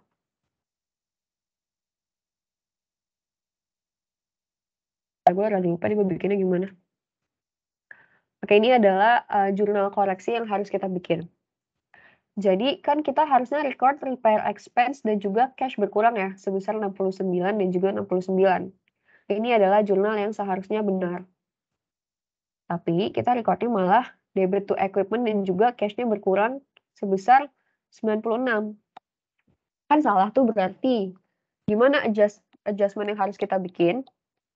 Nah, kita keluarin cash yang kita catat tuh lebih besar daripada yang kita keluarin beneran. Berarti kita harus tambahin lagi ya. Kita tambahin lagi cash-nya sebesar, apa nih? Sorry. Kita tambahin lagi cash-nya sebesar selisihnya. Jadi, kalau misalkan kita udah nge-correct journal entry ini, nanti cash yang berkurang itu akan 69 aja. Karena dari 96 ini kita balikin lagi nih ke cash kita 27. Berarti yang kita keluarin cuma 69. Dan kita harusnya kan record repair expense ya, berarti ini kita masukin ke debit karena dia belum muncul sama sekali. Sementara equipment 96 ini tuh udah totally wrong. Equipment harusnya nggak muncul sama sekali. Sama sekali. Jadi kita kreditin aja equipment-nya sebesar yang kita record yaitu 96. Nah, ini notice kalau ini sesuai sama double entry system tadi ya. Walaupun cash-nya 27, equipment-nya 96, ada yang penyeimbang nih, yaitu repair expense sebesar 69. Jadi, buat correction yang kita record adalah cash-nya nambah 27, repair expense nambah 69, dan equipment kita berkurang sebesar 96. Oke, buat journalize the adjustment or corrections needed ini udah lewat ya, udah jelas, sorry. Kalau misalkan belum jelas boleh nanya ya. Udah kita kerjain maksudnya. Terus kita disuruh bikin yang lain lagi. Complete the worksheet up to adjusted trial balance. Kan dia udah bikinin ya. Ada kolom buat adjustment yang harus kita isi dan juga adjusted trial balance. Berarti ini udah gue copy juga. Berarti kita tinggal nyalin aja nih tadi journal entries-nya tuh apa aja kita taruh ke adjustment. Ini belum. Tinggal salin aja. Kita lihat nih, depreciation expense 150, berarti kita taruh di di adjustment bagian worksheet ini, kita taruh di debit sebesar 150. Terus di sini dia juga record accumulated depreciation di kredit 150. Berarti di sini kita tulis lagi ya di kredit nih 150. Kita langsung aja ke adjusted trial balance ya. Jadi kalau si depreciation expense ini kan dia tadinya 0. Terus di adjustment tuh muncul 150. Artinya debit ketemu debit kan ada pertambahan ya. Jadi 0 ditambah 150 artinya adalah 0 ditambah 150 berarti sekarang balance dari depreciation expense kita ada 150. Sementara kalau di accumulated depreciation, tadi kita punya balance di kredit 1.200. Tapi kita tambahin lagi nih di kredit 150. Berarti di adjusted trial balance-nya kita akan tambahin. Karena kredit ketemu kredit, saldonya bertambah ya. Jadi 1.350. Yang ini udah masuk semua, terus kita pindah ke nomor 2, yaitu kita record supplies expense di debit sebesar 310. Masukin aja 310, terus kita tambahin 0 tambah 310, kita dapat 310. Dan di supplies-nya berkurang, kita record supplies di kreditnya ada 310 ya. Nah, karena dia debit ketemu kredit, artinya ada yang harus dikurangin dong. Kan saldo normalnya di debit nih. Terus ada pengurangan, jadi kita harus catatnya tetap di debit karena itu saldo normalnya. Tapi sekarang kita cuma punya 490. Sesuai ya sama di soal supplies on hand at the end of month was 490. Jadi kita recordnya selisihnya kalau kayak gitu. Oke, yang nomor 2 juga udah. Terus nomor 3 nih, unserviced revenue ada adjustment di debit sebesar 360. Terus kita kurangin ya. Tadinya di kredit 1140. Kita kurangin dengan 360, sisanya 780. Dan si service revenue ini, karena dia kredit dan kredit, kita masukin dan kita langsung tambahin. 4260 ditambah 360. Terus yang nomor 4, current expense muncul. Masuklah dia di adjustment di debit 810, jadi adjustment balance-nya 810 juga. sama prepaid rentnya berkurang. Tadinya 945 di debit, tapi ada adjustment sebesar 810. Artinya udah berkurang ya dia balance-nya. Jadi 945 kurang 810 yaitu 135. Terus nomor 5 masih ada nih adjustment untuk AR. AR-nya di debit 3.200, tapi ada adjustment lagi 270. Berarti dia bertambah ya. Ini ditambahin. Kalau cash dia justru kalau cash ini dia ada special case ya, karena dia harusnya dikurangi nih 270, tapi ada penambahan lagi sebesar 27. Berarti pengurangannya kan sebesar 270 dikurangin 27 ya. Nah, ini baru kita kurangin deh. 2980 dikurangin 243. Terus repair expense juga muncul, langsung aja masukin ke debit. Debit ketemu debit nambah. Dan equipment-nya dia kita taruh kredit ya, karena tadi ada salah nge-record, jadi sekarang kita kurangin 1.800 kurang 96, dapatlah 10.704. Nah, emang untuk pindahin adjusting entries ini cukup tricky sih. Kalian gue saranin kayak centang-centangin aja gitu, misalnya centangin udah masuk, udah masuk, udah masuk, udah masuk. Jadi kalian bisa lihat yang mana yang udah masuk dan yang mana yang belum. Nah, kalian ceknya juga bisa dari sini, yaitu jumlahin semuanya adjustment-nya. Totalnya sama ya debit dan kredit, berarti at least nggak ada yang ketinggalan satu deh gitu. Totalnya udah sama. Terus tadi adjusted trial balance itu kita jangan lupa masukin akun-akun yang dia nggak terpengaruhi selama adjusting entries itu. Ini gue isi. Jadi ini harus tetap keisi ya semuanya. Kalau misalkan dia ada adjustment, berarti nominalnya pasti berubah. Tapi kalau nggak ada adjustment, kayak 2100 ini nih, AP, dia bakal tetap 2100, tapi jangan lupa untuk dimasukin juga ke adjusted trial balance-nya. Supaya nanti pas kalian tambahin, itu jumlah kanan dan kirinya juga balance. Di debit kreditnya balance. Berarti udah dapet nih worksheet up to adjusted trial balance-nya udah lengkap semua. Udah lengkap, kita langsung lanjut lagi ke yang bawah. Calculate the owner's capital at the end of month. Ini udah gampang ya, caranya kayak yang tadi. Kita bikin net income berdasarkan data-data yang kita punya dari account title ini. Jadi kita cari satu-satu deh. Revenue-nya kita ada dari service revenue. Jadi kita masukin aja service revenue-nya berapa nih. 4.260. Terus operating expense kita masukin deh segala expense. Mulai dari salaries, rent, advertising, utilities, terus apa lagi yang ada? Depreciation, repair, dan juga supplies. Ini kalian catat semuanya di income statement, begitupun juga dengan nominalnya. Terus tinggal kalian tambahin kayak biasa aja. Terus income from operation-nya tinggal kurangin deh. Jadi ini berarti udah kelihatan ya kalau kita punya loss. Kita loss-nya tadinya 1134, tapi kita masih harus bayar tax expense nih ternyata di bawah income tax expense. Berarti loss kita makin nambah lagi ruginya. Setelah ditambahin, maksudnya dikurangin, kita dapat net loss sebesar 1.384. Nah, tadi kan kita sebenarnya disuruh bikin owner's capital calculation ya. Cuman kan kita tahu tadi owner's capital at the end of month itu harus kita tambahin dengan net income atau kurangi net loss dan dikurangi dengan owner's drawing. Makanya tadi kita mulai dengan income statement dulu. Terus kita langsung aja masukin beginning balance-nya sesuai yang ada di sini itu adalah 14.160. Terus kita kurangin dengan net income. Ini tulisannya add, tapi sebenarnya berkurang karena dia saldonya minus ya. Selain itu, kita harus kurangin dengan owner's drawings nih. Ada sebesar 260. Jadi di minus lagi owner's drawing 260. Changes in equity-nya berarti ada pengurangan sebesar 1.664. Makanya yang awalnya kita punya 14.160 di capital justru berkurang menjadi 12.516. Oke. Udah dikerjain semuanya, udah dapat adjustment entries, correction entries, worksheet up to adjusted trial balance, dan juga owner's capital at the end of month. Untuk yang problem ini, kira-kira ada yang mau nanya kah?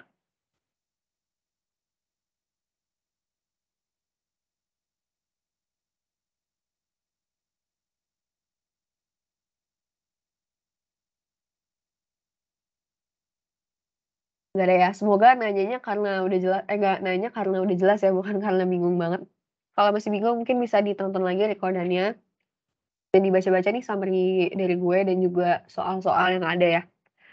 Gue lanjut lagi. Oke, sebenarnya tuh, di soal gue dapet disuruh bikin jurnal service company nih, bobotnya 10%. Tapi gue cuman ini doang, gue cuman SS bagian instruksinya doang, gue nggak simpen yang bagian, transaksi-transaksi yang terjadi nih. Jadi sorry banget buat yang ini nggak bisa gue kerjain karena soalnya nggak lengkap. Tapi gue yakin untuk jurnal service company harusnya kalian udah lancar sih. Dan ada juga di soal-soal kuis part tahun lalu atau soal Mojaku.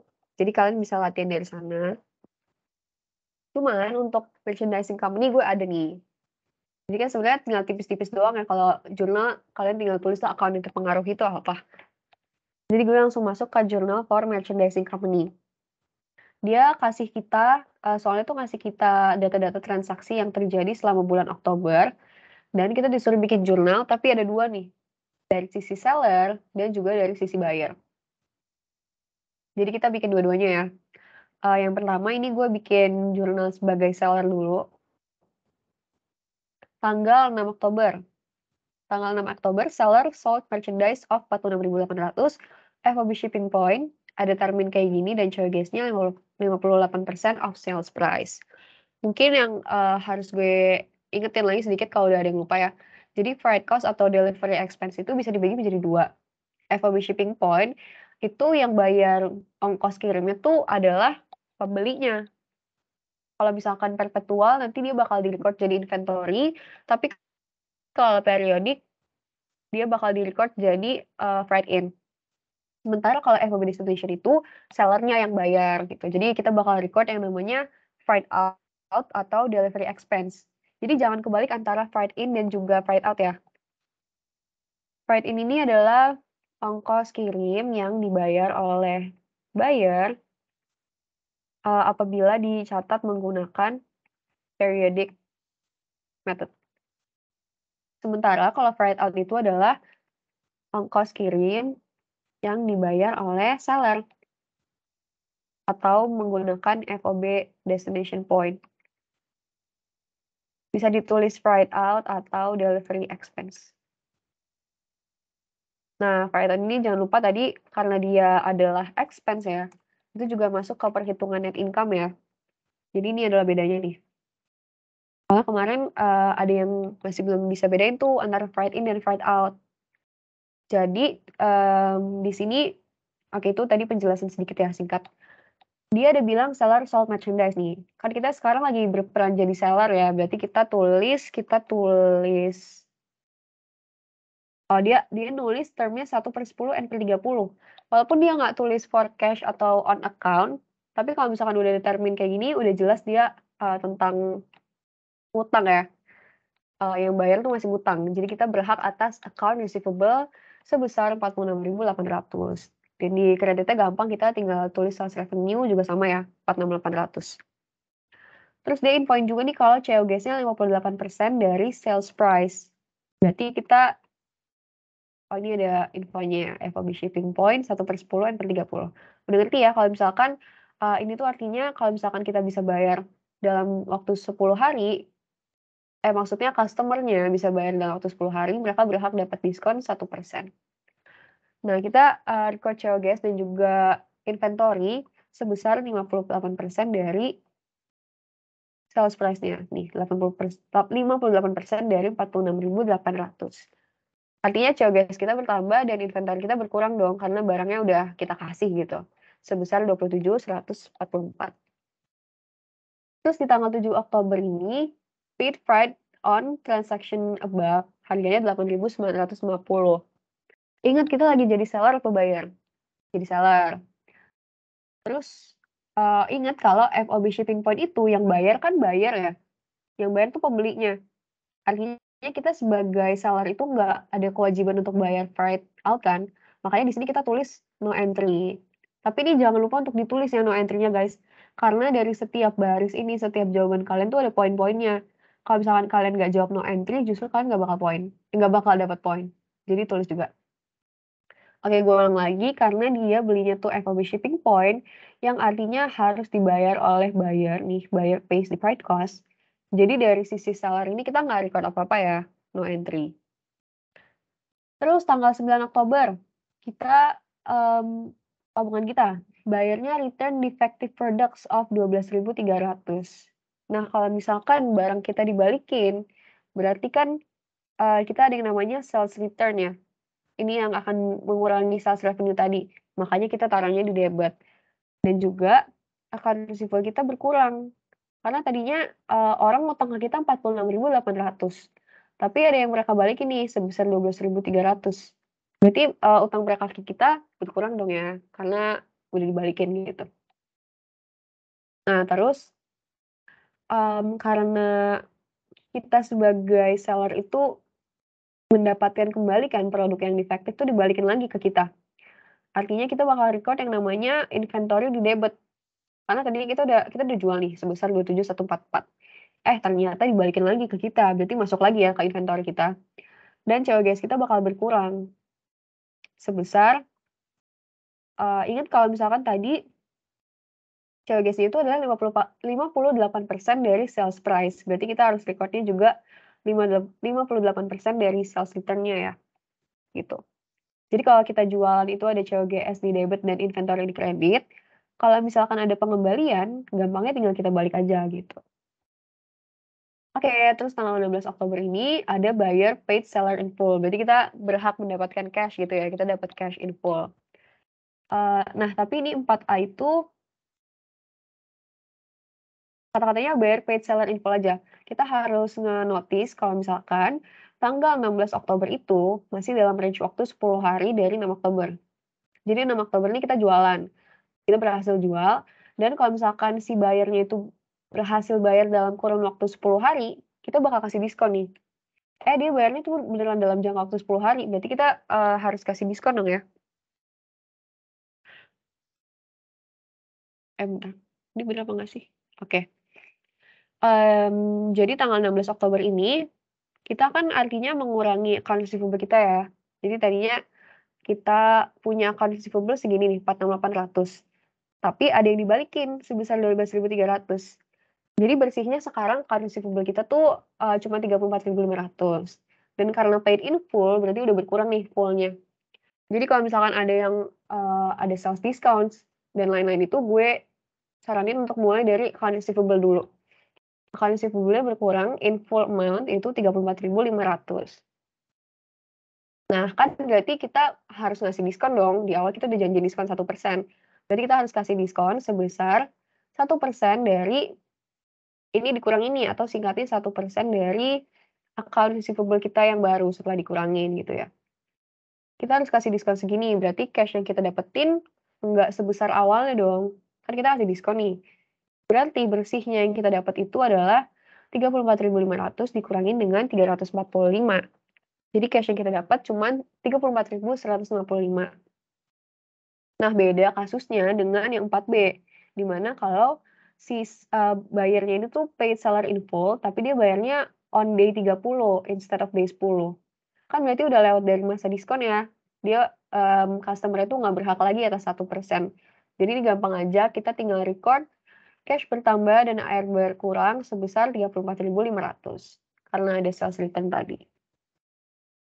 Oke, itu deh general journal buat sorry. General journal dari sisi seller. Berantakan banget gue dari tadi ngomongnya. Nah, sekarang kita disuruh bikin dari sisi buyer nih. Kita ulang lagi. Kalau misalkan seller sold merchandise of 46.800, kita jadi buyernya nih. Berarti kita yang beli barangnya dong.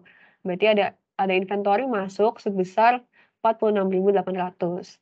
Dan kita bayar ngutang tuh. Berarti kita record accounts payable ya. Accounts payable-nya juga sama 46.800. Nah, dia walaupun bilang COGS 98%, tapi kan kita jadi buyer ya. Kita nggak ngurusin tuh cost of goods sold-nya si seller berapa, kita nggak perlu tahu dong. Kita cuma record inventory kita bertambah dan AP kita AP kita bertambah gitu. Nah, terus tanggal 7 Oktober tadi paid freight on transaction above 8.950. Nah, ini nih baru nih. Kan FOB shipping point itu berarti yang berkewajiban untuk bayar delivery cost itu kita ya sebagai buyer sekarang. Jadi kita harus record yang namanya inventory bertambah dan juga cash berkurang di kredit 8.950. Notice kalau misalkan kita itu sekarang lagi using perpetual method ya, perpetual inventory. Jadi ketika kita bayar fried in itu, kita bayarnya pakai sorry, kalau misalkan kita bayar fried in, kita recordnya inventory. Tapi kalau misalkan kita lagi pakai periodik nih, kita tulisnya fried in. Gitu ya. Oke. Terus tanggal 9, buyer yaitu kita ngebalikin barang yang rusak sebesar 12.300. Berarti kita harus record utang kita berkurang ya. Karena ada barang yang kita balikin sebesar 12.300. Terus kan kita beneran balikin barangnya nih. Berarti dari yang awalnya kita dapat inventory 46.800, nggak semuanya kita punya dong sekarang karena ada yang kita balikin.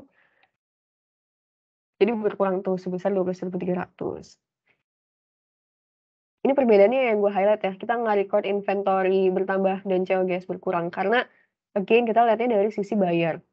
Kita nggak ngurusin COGS-nya seller gitu. Nah, terus tanggal 16 kita lagi jadi buyer nih. Lagi jadi buyer berarti kita bakal record dari accounts payable dulu ya. Kalau jadi seller kita record account receivable dulu. Kalau ada diskon-diskon. Kalau dari buyer kita bakal record yang namanya accounts payable dulu biar gampang. Accounts payable kita sebesar 46.800 ini dikurangin sama 12.300. Tapi kita berhak atas diskon. Kita berhak atas diskon dan karena kita lagi ada di perpetual method, kita bakal record inventory berkurang ya. Karena cost of inventory kita jadi nggak sebesar itu. Ada diskon sebesar 1% dikali 34.500 ini. Jadi yang kita harus bayar adalah sisanya yaitu 34.500 kurang 345, yaitu 34.155.000. Itu kalau misalkan kita masih dapat diskon. Tapi kalau misalkan kita udah kelewat dari periode diskon, gampang aja kita tinggal record accounts payable dan juga cash berkurang untuk amount yang sama, yaitu 34.500. Oke, segini aja buat yang merchandising company, jurnalnya. Udah cukup jelas belum atau ada yang masih mau nanya?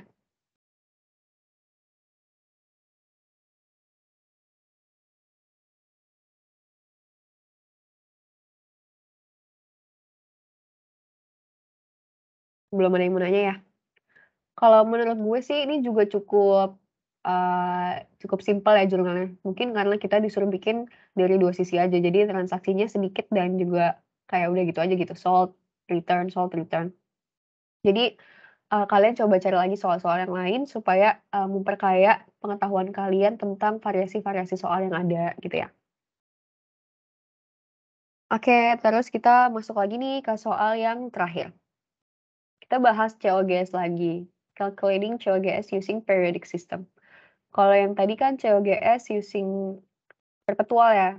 Jadi setiap kali ada penambahan inventory itu kita record. Tapi sekarang kita bukan disuruh bikin, kita dikasih data nih banyak. Tapi lucunya itu bolong-bolong datanya. Jadi kita tuh disuruh main teka-teki gitu loh.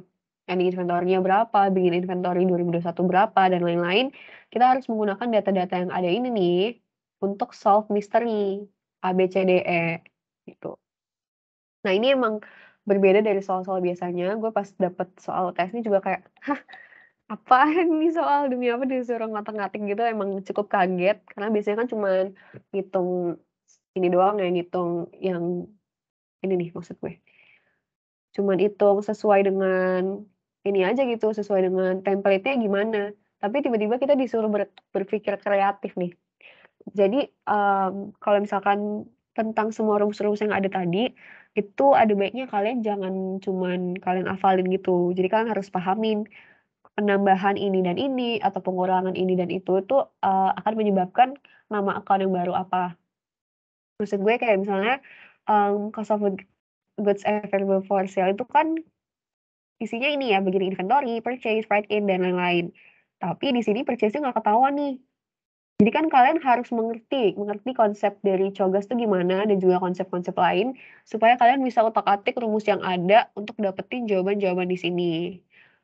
Oke, gue bakal coba satu-satu ya, semoga nggak membingungkan. Jadi untuk tahun 2020 ini kita dapat info beginning inventory, terus juga sales, semua sales, write out, purchase-nya juga semua, termasuk write in, dan juga gross profit rate. Terus kita disuruh cari nih ending inventory-nya berapa dan cost of goods sold kita berapa. Nah, biar nggak bingung, kita mungkin cari dulu deh dari info yang ada ini kita bisa dapat apa sih. Kalau misalkan kalian udah sering latihan soal gitu ya, kalian pasti langsung connect. Kalau ada info beginning inventory, begitupun dengan purchase return and allowances, purchase discount, sekaligus dengan freight in-nya, itu berarti kita bisa dapetin yang namanya cost of goods available for sale, ya kan? Jadi kita coba dulu deh dari situ. Kita punya beginning inventory sebesar 100.000. Kita ada beli barang nih selama tahun tersebut. Kita beli barang 640.000 dan kita juga bayar, ongkos kirim sebesar 14.500, tapi ada yang harus kita balikin tuh. Jadi kita harus kurangin ya purchase return allowances dan juga purchase discount-nya. Jadi net purchase kita adalah ini nih, semuanya ditambahin atau dikurangin untuk purchase discount dan return allowances. Kita udah dapet net purchase-nya dan, kita tinggal tambahin aja nih buat dapetin COGAS itu cost of goods available for sale. Semoga udah pada ngerti konsepnya ya. Jadi cost of goods available for sale intinya kalau misalnya dijelasin itu udah cukup jelas sih dari namanya. Jadi barang yang bisa kita jual ini tuh cost-nya berapa. Barang yang bisa kita jual kan dari kita punya barang berapa dan kita belanja berapa kan. Jadi semua ini kita masukin untuk dapetin cost of goods available for sale kita adalah 743.000. Oke, berarti ini udah kepake ya info yang COGAS ini. Yang belum kepake adalah sales revenue, sales return and allowances, dan juga sales discount. Nah, sales dan teman-temannya ini juga pasti kalian langsung connect, itu bisa dipakai untuk mendapatkan net sales. Jadi kita langsung masukin aja angka-angkanya. Segini, net sales itu tinggal dihitung aja semuanya. Sales revenue, kurang sales return and allowances, kurang sales discount, kita dapat data net sales yaitu 1.060.000. Tuh. Nah, terus kalian mungkin wondering nih, abis dapet ini terus gue harus ngapain ya? Kan biasanya kalau misalkan pakai periodik tuh kita dapetin COGS gini ya caranya. Dari COGS, kita kurangin inventory. Baru kita dapetin COGS kan tuh. Sesuai sama yang di sini. Biasanya kayak gitu. Nah, tapi masalahnya di sini kita belum dapat ending inventory dan juga cost of goods sold. Kita baru tahu COGS-nya doang nih, berarti kita stuck dong dengan info yang udah kita punya ini. Berarti kita coba cari-cari lagi deh info mana yang belum kita pakai. Dan itu adalah ternyata gross profit rate nih 47%. Informasi ini kita belum pakai. Sementara gross profit rate itu kan dia adalah gross profit per net sales ya. Dan gross profit adalah net sales dikurangi COGS. Net sales kita udah tahu, gross profit rate kita udah tahu. Dan dari gross profit kita bisa dapat COGS. Oh, baru deh di sini connect. Ya udah kita berarti bisa pakai info yang ini. Jadi kita langsung masukin aja nih. Kita punya gross profit-nya 47, gross profit rate-nya 47%. Gross profit biasanya belum kita ketahuin, tapi kita udah tahu net sales-nya berapa. Nah, ini tinggal dikali aja ya kayak SMA biasa, 47% dikali 1.060.000. Oh, kita udah tahu nih gross profit-nya adalah 498.200. Nah, terus dari gross profit ini kan bisa di breakdown lagi ya. Komponennya itu ada 2, yaitu net sales dan juga COGS. Gross profit udah tahu, net sales udah tahu. Berarti dari COGS ini, dari rumus ini kita bisa cari COGS. Kita langsung aja nih gross profit sama dengan net sales-nya 1.060.000 dikurangi COGS. Tinggal pindah ruas aja ya. COGS-nya pindah ke kiri biar positif. Itu kita ngitungnya 1.060.000 dikurang 498.200. Berarti di sinilah kita bisa dapat COGS-nya yaitu 561.800. Nah, terus dari sini kan baru kita bisa dapetin ending inventory ya. Caranya dengan COGAS minus COGS. Berarti kita tinggal masukin aja COGAS kita kan 743.000. Terus COGS juga kita udah dapat. Berarti ending inventory-nya adalah 181.200. Berarti untuk yang 2020 udah ke-solve nih, udah keisi ya. Yang A adalah 181.200 dan yang B adalah 581.500. Oke. Jadi kita bisa move on ke year 2021. 2021 ini kita disuruh cari begini inventory, purchase kita, dan juga gross profit rate kita. Jadi beda ya sama yang tadi. Nah, yang pertama yang bisa kita cari dulu nih, pertama banget, itu caranya gampang aja. Kalau beginning inventory itu kan artinya ending inventory dari tahun kemarin ya. Jadi, yang belum kejual dari tahun 2020 tuh 181.200. Berarti pas kita memulai tahun baru, yaitu tahun 2021, kita bakal mulai dengan amount yang belum kejual ini. Jadi ending inventory for 31/2020 adalah beginning inventory for 2021. Jadi yang C ini jawabannya langsung aja 181.200. Nah, terus ini apa ya, gue lupa sendiri. Oh ya, kita kan disuruh cari purchase ya. Nah, tadi kalau misalkan kita cari Cogas nih, itu kan ada komponen purchase di sini. Tapi kalau misalkan komponen purchase-nya hilang, berarti kita gimana ya ngitungnya? Bingung dong Cogasnya dapetnya dari mana gitu. Tapi kita udah ada ini nih, kita udah dapet ending inventory kita udah dapat 248.500. Kita juga tahu COGS-nya 653.300. Kalau tadi kita pakai equation ini, kita pakai equation ini untuk ngitung COGS, sekarang dibalik dikit. Kita pakai equation ini untuk ngitung COGS karena dua komponen lain udah diketahuin. Jadi ending inventory kita kan 248.500. Terus COGS minus COGS-nya adalah COGS dikurangin 643.300 sesuai dengan info di sini ya. COGS-nya belum diketahuin. Berarti 248.500 ditambahin dengan 643.300 ini, oh dari sini, 643.300 ini adalah COGS kita. Oke, udah dapet COGS. Terus emangnya COGS ini bisa kita pakai buat apa sih? Nah, lihat lagi dari sini ya. Kalau misalkan semua komponen kecuali purchases ini udah kita ketahuin, berarti kita bisa pakai cara ngitung COGS ini untuk mencari purchase-nya dong.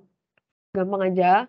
Tadinya kan untuk cari COGS itu caranya bagian inventory plus purchases plus freight in minus purchase returns and allowances minus purchase discount. Kita otak-atik dikit deh. Yang mau kita cari sekarang purchases. Berarti semuanya kita pindahin ke ruas kanan. Bagian inventory jadi minus.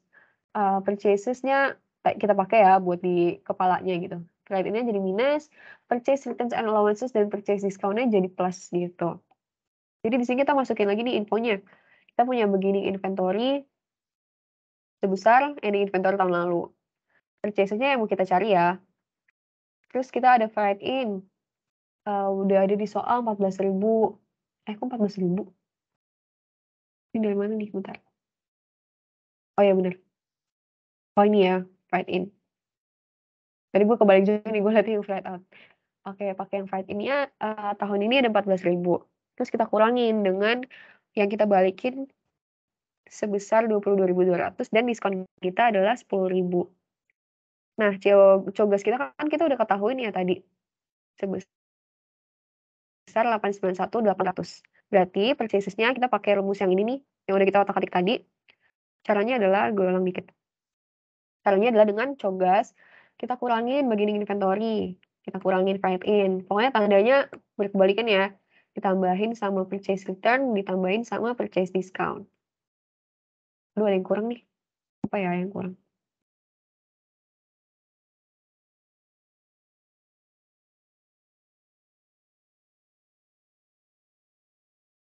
Pokoknya intinya dari mengotak-ngatik rumus ini kita bakal dapat 728.800 dari ini nih 891.800 kita kurangin dengan 181.200 kita kurangin freight in kita oh iya sorry tadi gue tandanya ini ya ini kita pakai kurang karena di sini udah minus jadi plus nanti akhirnya dikurangin lagi juga sama purchase discount atau nanti akan jadi plus.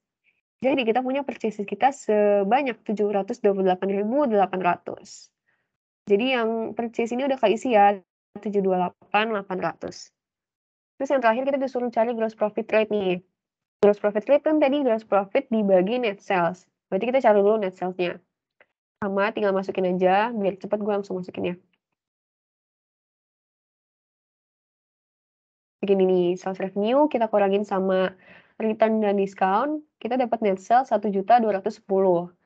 Untuk mendapatkan gross profit, kita kurangin net sales dengan COGS, dan kita dapat gross profit-nya 566.700.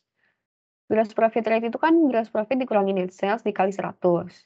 Jadi kita tinggal masukin tuh gross profit kita 56.700, kita bagi sama 210. Nih, kita langsung bagi. Dalam bentuk persentase, kita dapat gross profit rate-nya sebesar 46,83%. Nah, artinya udah semuanya keisi dong ya di sini. Mulai dari A, B, C, D, E, semuanya udah keisi.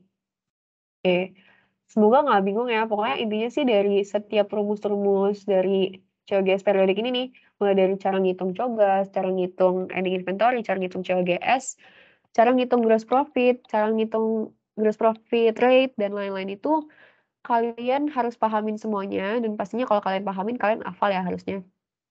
Dan kalian otak-atik deh tuh, biar dapat biar dapat pertanyaan-pertanyaan yang harus dijawab nih dari sini. Untuk soal yang ini kira-kira ada yang mau nanya nggak? Dan kalau misalkan menurut kalian ada yang salah, ngomong aja ya, soalnya gue juga belum sempat review jawaban gue nih, tapi ya semoga udah bener.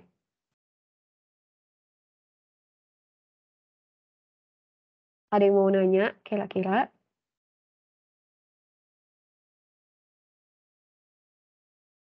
Nggak usah malu guys, asli kalau mau nanya aja. Mumpung gue yang masih di sini. Atau kalau misalkan nanti kalian mau nanya di chat juga boleh, minta line gue dari anak SPA yang ada di grup angkatan kalian, atau kalian inget-inget aja line ID gue tuh Olivia Celarin Cia A. Jadi double A di belakang. Ini mungkin iseng-iseng gue kasih lihat aja kali ya. Kalau misalkan kalian belum kebayang nih, UTS itu kayak gimana. UTS pasti kalian bakal chaos guys. Tulisan kalian acak adut, terus miring-miring, banyak tipeks dan lain-lain. Ini adalah jawaban gue nih dari yang tadi gue kerjain tuh adalah jawaban gue di sini versi yang udah gue benerin beberapa. Jadi ini closing entries bentuknya kayak gini. Nah, tapi palingan kalau misalkan ujian offline kayaknya lembar jawabannya itu dari UI-nya ya. Jadi kalian nggak bisa bikin template beforehand. Ini sebelum UTS tuh sebenarnya gue siapin supaya rapi aja. Cuman kalau misalkan kalian lembar jawabannya dari kampus, saran gue sih jangan jangan buang-buang waktu bikin tabel pakai penggaris gini ya. Yang penting rapi aja, rapi, kebaca, dan nggak bikin kalian bingung gitu. Ini income statement juga nggak perlu penggaris, yang penting rapi aja nih, biar nggak kebalik-balik mana yang ditambah, mana yang dikurang. Terus ini income statement versi lebih panjang, ada security statement, balance sheet tadi boleh kanan kiri, boleh atas bawah ya. Cuman karena kan pakai folio tuh, jadi gue lebih gampang atas bawah sih. Yang penting balance dua-duanya. Ini yang tadi gue bilang, kalau misalkan pakai tabel untuk ngitung FIFO atau moving average yang perpetual ini, baiknya gini, purchase-nya kalian bagi jadi 3, unit per cost, dan juga total cost. COGS juga kalian bagi 3, inventory juga kalian bagi 3, supaya informasinya tuh langsung kemuat semua gitu loh di tabel. Cuman gue rada kurang kebayang sih kalau offline gimana. Ya semoga bisa bikin tabel kayak gini ya seadanya aja, yang penting informasinya kemuat dan kalian nggak terlalu buang waktu dibikin tabel gitu. Oh ya, dan jangan lupa buat setiap, angka yang kalian tulis itu, kalian harus tulis detailnya nih, angkanya dapat dari mana. Kayak ini, gue dapat 437.500 nih, gue, kasih detail nih. Kalau itu gue dapat dari 327.600, yaitu ini, ditambah dengan 109.935, yaitu ini. Jadi setiap kalkulasi itu akan dihitung poin kalau misalkan di matkul-matkul aku nih ya. Sebenarnya sih di semua matkul yang ada perhitungan ya, sering ada tulisan show your calculations to get full point gitu. Tapi kalaupun nggak ditulis, kalian tetap harus tulis semua detail-detail ini supaya kalian bisa dapat nilai yang full gitu, nggak ada yang kemis. Bebas sih taruhnya di mana aja, yang penting jelas aja kalian dapat angka-angka itu dari mana. Supaya yang nilai itu tahu, kalian ngerti caranya gimana. Kayak gini tadi kalau depreciation, expense, dan lain-lain itu kan ada yang dibagi-bagi ya. Dan kalau di Excel kan nggak kelihatan tuh, gue langsung hitung langsung. Tapi kalau di kertas, tulis deh nih kayak gini, 1.800 bagi 12, 800 dikurang 490, terus ini dikurang bulannya, dibagi bulannya, terus dikali udah lewat berapa, gitu-gitu. semuanya harus kalian tulis dengan jelas. Terus apa lagi ya? Udah sih kayaknya. Ini kayaknya yang ini ya, yang tadi jurnal service company. Itu memang cuma nambah-nambah cash. Dia dapat revenue, dia minjem ke bank, dia minjam kalau dia minjemnya cuma ke bank doang, terus dia ada narik uang, gitu-gitu sih. Kalau kalian bisa journalize merchandising company, harusnya service lebih aman. Nih, persenannya juga kalian tulis 58% dikali 46.800. Pokoknya setiap calculation harus kalian tulis untuk dapat full points. Terus jangan sampai ada yang kosong gitu guys. Misalnya di sini trial balance, kalian nggak tahu nih owner's capitalnya berapa. Jangan sampai ini nggak kalian tulis. Tulis aja yang penting keisi. Mau kalian ngasal atau ngarang bebas gimana, bebas. Mau kalian kayak gimana, tapi jangan dikosongin. Karena setiap jawaban itu ada poinnya. Oke, kayaknya yang bisa gue kasih tahu itu aja sih. Ada yang mau nanya soal ataupun tips and trick nggak ya? Atau udah cukup jelas semuanya? Gue stop share ya. Materinya bakal ada di bit.ly SPA Mojaku. Yang tadi udah ada di chat juga. Sorry Kak, buat Excelnya ntar di up ke sana juga nggak? Iya, Excelnya juga gue kasih kok. Oke, thank you Kak. Oke, sama-sama. Ada yang mau nanya lagi?